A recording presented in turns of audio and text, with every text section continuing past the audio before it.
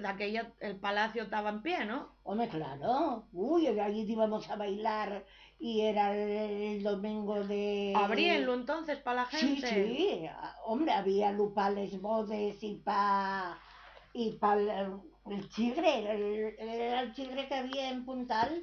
Ah, Y, también. Oh. hombre, claro, y había, Coime. les piragües eran muy nombrados de aquella, Sí. y había mucha romería. Ah, qué guapo. Y ese día, pues, iba una hermana mía, como otra de otro sitio, y Sí. otra a ayudarlos, igual que ahora van los camareros, a ayudar.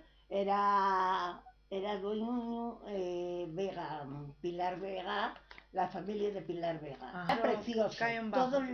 todo alrededor eran piedras de madera redonda. Sí. Un paredón alto para sentarte en aquel paredón y estar viendo qué pasaba. Y debajo de ese paredón era una cueva grande que decían que era la cárcel cuando la guerra. Anda. La historia era esta, no sé. Qué curioso. Si todo fue verdad o no, porque bueno, yo no pero lo conocí. de las historias siempre hay algo que sí acaba siendo verdad. Entonces, había una curva muy cerrada. La que siga habiendo. No, no, ahora no tienen comparación. Digo la curva. La curva sí, pero antes era Sí. curva cerrada completamente. Ajá. Porque aquí subía un paredón. Ajá. Y aquí había la cueva del túnel debajo. Vale, vale.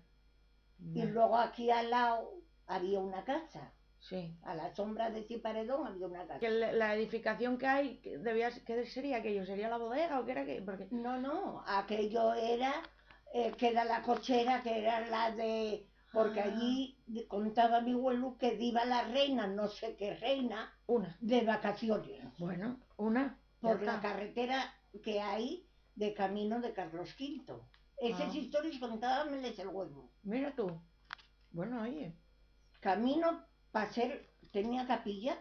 Sí, claro. Entonces esas casas tenían capilla siempre. Era toda de piedra con unos techos que no dabas el fin. Qué guapo. Abajo, arriba y la guardilla de arriba. Era un palacio